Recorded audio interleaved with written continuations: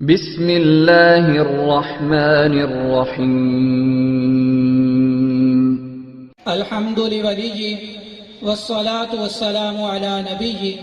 وعلى آلہ واصحابہ المتأدبین بآداب اما بعد فقد قال اللہ تبارک وتعالی فی کلامہ المجید والفرقان الحمید والقرآن العظیم والکتاب المبین اعوذ باللہ من الشیطان الرجیم بسم اللہ الرحمن الرحیم ورفعنا لک ذکرک صدق اللہ العظیم۔ کتاب فطرت کے سر ورق پہ جو نام احمد رقم نہ ہوتا، کتاب فطرت کے سر ورق پہ جو نام احمد رقم نہ ہوتا، نقش ہستی ابھر نہ سکتی وجود لوح و قلم نہ ہوتا۔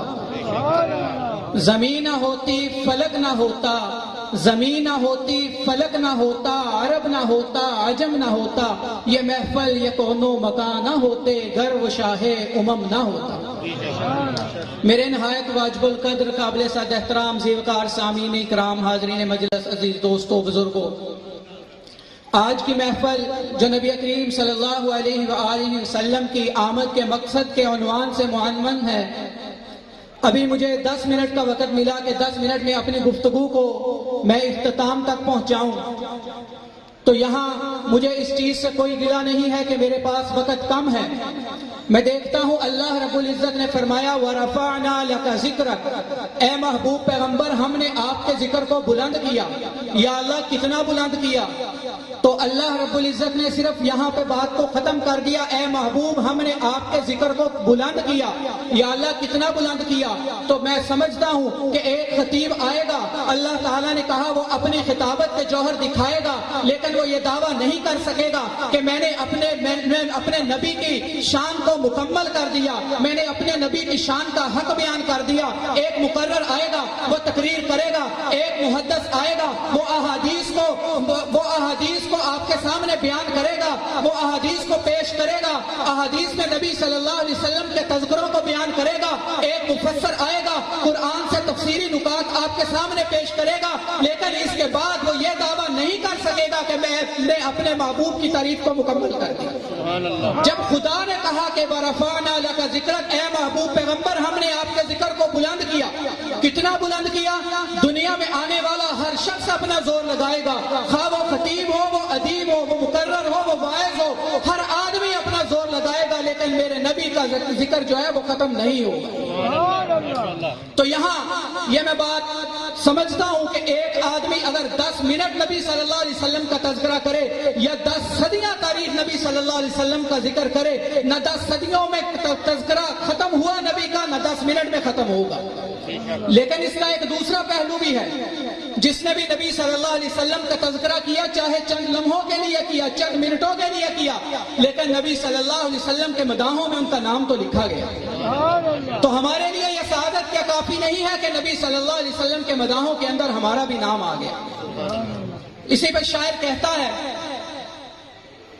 کتاب عظمت کے ہر صفحہ پہ خدا نے ان کا ہے نام لکھا،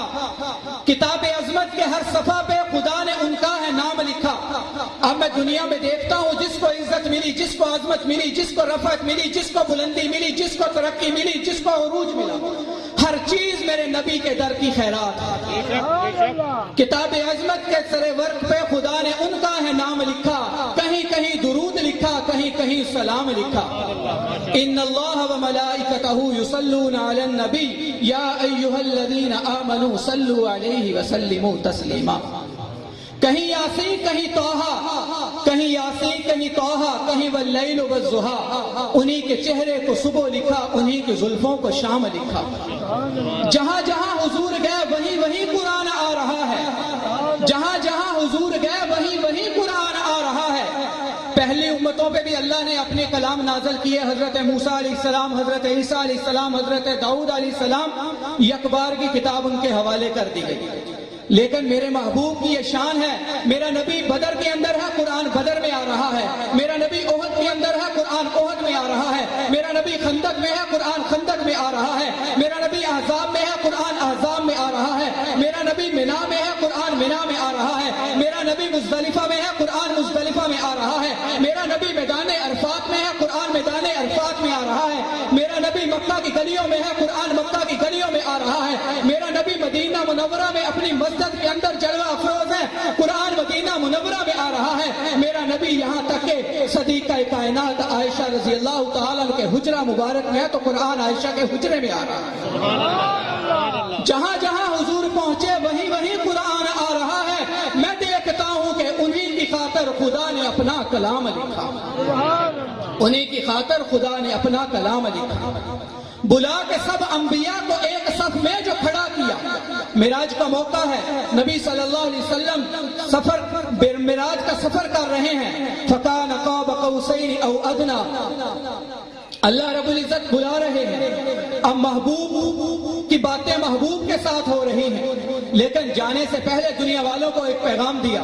بلا کے سب انبیاء کو ایک صف میں جو کھڑا کیا، انہی کو سب کا امام لکھا، انہی کو سب کا اختتام لکھا۔ تو نبی صلی اللہ علیہ وسلم اگرچہ آخر میں آئے لیکن تمام انبیاء کو کھڑا کر کے نماز میرے نبی نے پڑھائی، اور اللہ رب العزت نے بتا دیا کہ تو ان کا امام بھی ہے، تو ان کا اختتام بھی ہے، اے محبوب تیرے بعد دنیا مکمل ہو گئی، اب میں کسی اور کو نہیں بھیجوں گا، اب جو نبوت کا دعویٰ کرے گا وہ کذاب تو ہو سکتا ہے، وہ دجال تو ہو سکتا ہے، وہ لعنتی تو ہو سکتا ہے، وہ لعین تو ہو سکتا ہے، لیکن وہ نبی نہیں ہو سکتا۔ یہ میرے نبی کی عظمت جس کو 14 صدیوں سے خطبہ بیان کرتے آ رہے ہیں، میری حیثیت نہیں کہ 10 منٹ میں بیان کروں، لیکن ہمارا ایک عنوان اس میں محفل مقصد میلاد مصطفیٰ، اسی پہ صرف ایک جملہ کہہ کے اجازت چاہوں گا۔ نبی صلی اللہ علیہ وسلم کی ولادت بسعادت ہو رہی ہے صبح صادق کے وقت، مورخین نے لکھا ہے 4:20 پہ، تو یہاں پہ اعتراض ہوتا ہے اس وقت تو گھڑی نہیں تھی، 4:20 کہاں سے نکال لیے؟ تو صبح صادق کا وقت 22 اپریل کو مکہ مکرمہ میں جو صبح صادق ہوتی ہے وہ 4:20 پہ ہوتی ہے۔ تو صبح صادق کے وقت جو میرے نبی آ رہے ہیں یہ ہمیں ایک پیغام دے رہے ہیں کہ میں سچا نبی ہوں، سچے وقت میں آ رہا ہوں، اور اے میری امت کبھی سچائی کا دامن نہ چھوڑنا، ہمیشہ سچائی کے اوپر کاربند رہنا، اے میری امتی کبھی جھوٹ نہ بولنا، میں سچا نبی ہوں، سچے وقت میں آ رہا ہوں اور تمہیں سچائی کا درس دے رہا ہوں۔ میرے نبی صلی اللہ علیہ وسلم نے فرمایا الصدق ینجی والکذب یہلک، سچائی نجات دیتی ہے، جھوٹ ہلاک کرتا ہے۔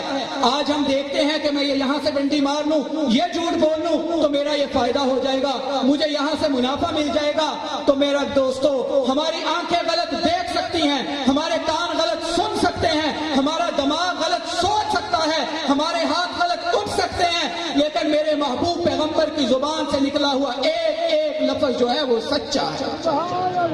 اور یہی پیغام دیا میرے محبوب پیغمبر نے الصدق ینجی، کہ نجات جو ہے وہ صرف اور صرف سچائی کے اندر ہے۔ تو میں آج اس رونق محفل کی بساطت سے اپنے سامعین کو یہ پیغام دینا چاہتا ہوں، میں بھی ضرورت مند ہوں، آپ بھی ضرورت مند ہیں کہ ہم اپنی ذات کے ساتھ یہ وعدہ کریں کہ یا اللہ تیرے نبی صلی اللہ علیہ وسلم کے میلاد کا جو پہلا پیغام ہے، پہلا سبق ہے کہ سچے وقت میں آ کے ہمیں سچائی کا درس دیا، آئندہ کے بعد ہم انشاءاللہ اپنی زندگیوں سے جھوٹ کو ختم کریں گے۔